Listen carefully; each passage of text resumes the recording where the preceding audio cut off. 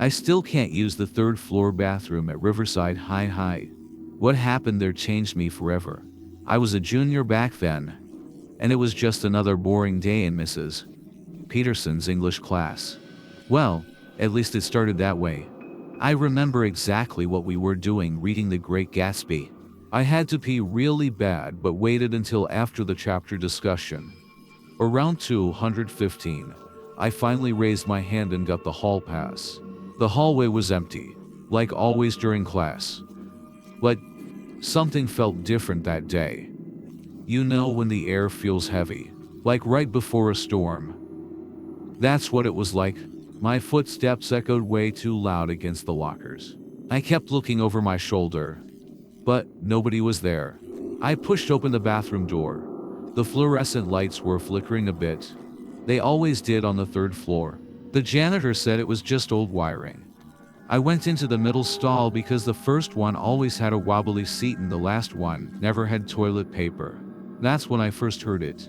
This light scratching sound on the stall door, like someone dragging their fingernails across it, but really slowly.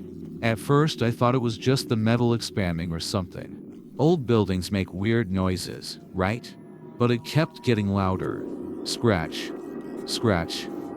Each time a little harder than before. My heart started racing. I looked down under the stall, no feet. I checked both sides of my stall, no shadow. I was completely alone in there. The scratching stopped. For about 10 seconds, there was total silence. That was almost worse. Then I heard this creaking sound above me. We had those cheap ceiling tiles, you know. The kind that are super light and always have water stains. There was this crack in one of them that had been there forever. Something made me look up. I wish I hadn't. There was a hole in the ceiling now, and something was staring down at me. It had a face, but not really. Like, it had all the parts a face should have. But they were wrong somehow. The eyes were too big, too dark, no expression at all. Just empty. And its skin was this horrible grayish color, like something that had been underwater too long. I couldn't move. I literally couldn't move a single muscle. You know how people talk about being paralyzed with fear? That's exactly what it feels like. Your brain is screaming at you to run, but your body won't listen. The face didn't blink. It didn't move. It just kept staring. I had my phone out because I'd been texting before all this started. Somehow, my shaking hands managed to take a picture. The flash went off. That's when it smiled. I've never run so fast in my life. I burst out of that stall so hard the door slammed against the wall. I ran straight to the janitor's office near the cafeteria. Mr. Rodriguez was there. He took one look at me and knew something was wrong. I was crying, shaking, could barely get the words out. I showed him the picture. It came out blurry because my hands were shaking so bad, but you could still see it. That face, those eyes. Even through the blur, those eyes were clear as day. The school did a full search of the crawl space above the bathroom. They found some weird stuff up there, old papers, some dead birds, and these scratch marks all over the inside of the ceiling tiles. But no sign of whatever I saw. Other students started coming forward after that. Turns out lots of people had heard weird things in that bathroom. Scratching sounds, whispering. Some kid said he saw long, pale fingers coming through that same crack a month before. But nobody believed him. The school brought in contractors to seal up all the ceiling access points. They put in new tiles, better lighting, even cameras in the hallway. But they never found anything. I switched to using the first floor bathroom after that. Actually, most students did. The third floor bathroom is usually empty now. Sometimes when I walk past it, I can hear the scratching again. Real faint. But it's there. The weirdest part, I still have that picture on my phone. I've shown it to a few people, but most say they can't see anything wrong, just a dark blur where the face should be. But sometimes, late at night when I can't sleep and end up scrolling through old photos, I swear those eyes look different each time. Like they're getting closer to the camera. Like they're watching me through the screen. Last week, I heard they're planning to renovate that bathroom over summer break. Good luck to those workers. Just don't look up if you hear scratching. And whatever you do, don't take a picture. Some things don't like being caught on camera, and some things don't like being ignored either.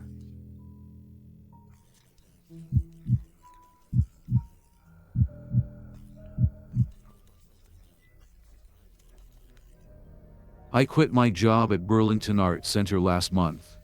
After 15 years of working there, you'd think it would be hard to leave. But after what happened, I couldn't stay another day. I need to write this down, just so people know the truth. It started back in December. Minnesota winters are always rough, but this one was different. The temperature had been below 0 for weeks. Maybe that's why he chose our building. Maybe he was just trying to stay warm. I was working my usual night shift. The art center is huge for floors of classrooms, studios, and gallery spaces. Takes me all night to clean it properly. I'd been hearing weird stuff for weeks at that point. We all had. It started with little things. Students would complain about their artwork being moved overnight. Not stolen, just shifted slightly. Teachers would come in to find their classroom chairs arranged differently. The morning yoga instructor said she kept finding handprints on her studio mirrors, even right after I cleaned them. Then the noises started. At first, it was just scraping sounds in the walls. Could have been mice, right? But it didn't sound like mice. It sounded bigger. And it moved around into theaters. Sometimes I'd hear it above me. Sometimes below. Sometimes it sounded like it was following me from room to room to room. One of the art teachers, Mrs. Collins, quit after staying late to grade projects. Said she heard someone whispering her name from inside the supply closet. When she opened it, nobody was there, but all her carefully organized supplies had been rearranged into weird patterns. I tried to ignore it all, kept telling myself it was just an old building settling. But deep down, I knew something was wrong. The building felt different at night, colder, like something was sucking all the warmth out of the air. That night in December, everything changed. I was doing my usual rounds. The temperature outside was -15. The heating system was working overtime, making the walls creak and groan. I was cleaning the second floor bathrooms when I heard it. A muffled sound, like someone talking through a wall, but it was coming from inside the wall. I pressed my ear against the cold tiles. The voice got clearer. It was humming, just humming the slow, sad tune I didn't recognize. I moved on to the studios, trying to shake it off, but the sounds followed. Now, they were coming from the vents above me. More voices, more humming, sometimes laughing. I could feel eyes on me everywhere I went. I needed more cleaning supplies from the basement storage room. I hate the basement. No windows, just rows of storage rooms and these big old ventilation ducts running everywhere. The motion sensor lights only work half the time, so you have to walk into the darkness and wait for them to flicker on. I was digging through the supply closet when I heard the tapping. Loud and clear. Tap. Tap. Tap. Tap. Tap. Perfect rhythm, like someone knocking on a pipe. It was coming from the big ventilation duct right above the closet. I don't know what made me do it. 15 years of weird stuff finally got to me, I guess. I grabbed my screwdriver and started taking off the vent cover. The tapping stopped as soon as my screwdriver touched the first screw. The vent cover came off easily. Too easily, like it had been removed many times before. I shined my flashlight inside. The duct was huge, big enough for someone to crawl through, and someone had been crawling through it. The metal walls were scratched up, marked with weird symbols I'd never seen before. There were food wrappers scattered around, empty water bottles, even a dirty blanket. Then I saw the notebook. It was just a regular spiral notebook, the kind students use. But what was written inside? I still have nightmares about it. Pages and pages of detailed notes. What time the yoga instructor arrives each morning. Which students stay late to work on projects. Which teachers work alone. Notes about me, what time I clean each room. Which routes I take through the building. While I was reading, I heard something moving in the duct. Further down, where my flashlight couldn't reach. A scratching sound, like nails on metals. getting closer. He came out of the darkness so fast I barely had time to react. This wild-looking guy, covered in dust and grime. His eyes were huge, reflecting my flashlight like some kind of animal. He didn't say a word, just launched himself at me. We both went down hard. The notebook went flying. My flashlight hit the concrete floor and shattered, leaving just the emergency lights. We fought in the half-darkness.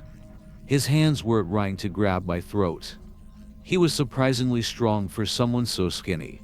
Pure adrenaline kicked. I managed to grab my heavy-duty flashlight from my belt and hit him hard in the head. He went limp instantly. I ran upstairs and called the police. They took him away in an ambulance. The cops said he was homeless, that he'd probably been living in our ventilation system for months. They found his nest up there, more blankets, more notebooks, even a map he'd drawn of all the duct work. He'd made little peepholes all over the building. Tiny holes drilled through the vents into the bathrooms, classrooms, everywhere. He'd been watching us, all of us, for months. The police interviewed him at the hospital. He was apparently coherent enough to talk by then. Said he'd chosen our building because it was always warm, always full of interesting things to watch. Said he loved listening to the art students talk about their work, loved watching the yoga classes, loved seeing me clean the same rooms every night. He said he felt like he was part of our little community. The art center installed new security systems after that, sealed up all the vent access points, added cameras everywhere. But it didn't matter. I couldn't stay away from home. Because here's the thing they didn't put in the official report, that notebook I found. The last entry was different from the others. It was a detailed plan. He'd been watching us for so long, learning our routines, our habits. He was getting ready to do something bad. The last page had a list of names. Students, teachers, other janitors. Each name had a little note next to it. Things like stays late Tuesdays or works alone in basement. My name was last on the list. Next to it, he'd written, always alone. Perfect. I don't work night shifts anymore. I don't work anywhere with ventilation ducts I can't see into. Sometimes when I'm trying to sleep, I hear tapping in my walls. The police say he's still in custody. But I know better now. I know that some people are really good at hiding in dark, tight spaces. And I know that once they find a place they like, they always find a way back in.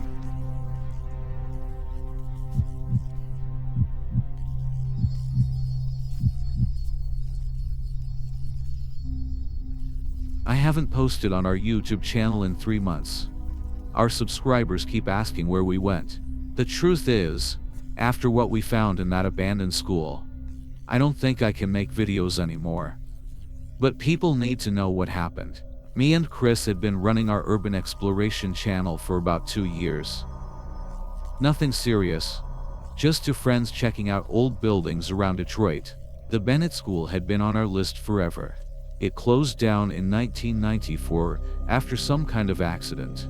Nobody really talks about what happened. We'd driven past it dozens of times. This huge brick building sitting empty on the edge of town. Getting in was tricky. The city council had put up new fences and cameras after some kids broke in last summer. We spent weeks planning the perfect time. October 23rd. I remember the date because it was my mom's birthday. We told our parents we were going camping. The plan was simple: wait until sunset, slip in through the broken window on the east side, film for a few hours, get out before midnight. The weird stuff started as soon as we parked the car. It was unusually cold for October. Like see your breath, cold. No wind at all. Just this heavy stillness in the air. The kind that makes you want to whisper even when nobody's around. Chris was excited as always. He had this new camera he wanted to test out, one of those fancy ones that's supposed to work really well in low light. I just had my phone and our backup camera. Standard setup for us. Getting in was easier than we expected. Almost too easy, like the building was inviting us inside. The first floor was exactly what you'd expect: broken glass everywhere. Old papers scattered around, desks thrown everywhere. The usual teenage hangout stuff. We found some weird graffiti though. Not your typical tags and swear words. These were elaborate drawings of eyes. Hundreds of them, all over the walls. Some were tiny, some were huge, but they all seemed to be looking in the same direction toward the stairs. Chris wanted to head up to the second floor right away. That was his style, always rushing ahead. But something felt off about those stairs. The emergency lights were still working somehow, casting this sickly green glow everywhere. And it was colder up there. Way colder. The second floor was different. The vandalism stopped completely. Everything was exactly like the school had been left in '94. Papers still on the desks. Coffee cups still on the teachers' tables. Like everyone just got up and walked out in the middle of the day. Room 217 was the worst. It was an art classroom, still full of paintings and drawings. But all the faces in the artwork had been scratched out. Not vandalized, scratched out, like someone had spent hours carefully removing every single face, even in the class photos on the walls. We kept filming, moving from room to room to room. Chris was getting frustrated because we hadn't found anything really creepy yet. That's when our backup camera died. Brand new batteries. Completely drained. My phone was down to 20 even though I'd fully charged it before we left. Chris's new camera was still working fine. We decided to check one more hallway before calling it a night. That's when we heard the humming. It sounded like someone singing a lullaby, but really far away. We followed the sound down the hall. It seemed to be coming from everywhere and nowhere at the same time. Then it just stopped. We didn't see anything strange while we were there. Nothing jumped out at us. No ghostly figures. We were actually kind of disappointed when we left. The next day, I was going through the footage on my computer. The backup camera hadn't recorded anything totally dead. My phone videos were all corrupted. But Chris's camera. That's when I saw it. In one of the hallway shots, there's this figure. It's only visible for about 3 frames, but once you see it, you can't unsee it. It's standing in a doorway, perfectly still, human-shaped, but wrong somehow. The proportions aren't right, and where its head should be, there's nothing. Just empty space. I called Chris immediately. We spent hours analyzing those 3 frames. We enhanced them, stabilized them, tried everything we could think of. The figure was clearer in each version. In the last frame, it looks like it's starting to turn toward the camera. We posted the video online, thinking our subscribers would love it. It got way more attention than we expected. Some people said it was fake. Others wanted to know the location so they could check it out themselves. Then the weird messages started coming in. People who live near the school started contacting us. They all told similar stories. Strange humming at night, lights moving in the empty building, and the eyes. People kept mentioning seeing eyes in the windows, even though the second floor is boarded up. Last week, Chris went back. He didn't tell me he was going. He wanted to get some follow-up shots on his own. He's not answering his phone anymore. The police found his car in the school parking lot yesterday. His camera was on the front seat, still running. I haven't watched the footage yet. I don't think I want to. But sometimes, late at night, I find myself going through our old video again. And every time I watch it, I notice something new. Like how the figure seems to be slightly closer to the camera in each frame. Or how all those drawn eyes on the wall seem to be looking right at it. The weirdest part, in the very last frame, right before the figure starts to turn, there's another one behind it. And another behind that one. And if you look really carefully at the darkness beyond them, you can see more shapes. An entire hallway full of them. All of them missing their heads. All of them starting to turn. I deleted our YouTube channel this morning. Some things shouldn't be shared. Some places should stay abandoned. And some figures keep showing up in other people's videos now. Always in the background. Always getting closer. Always turning toward the camera. Just like they did in room 217. Right before Chris disappeared.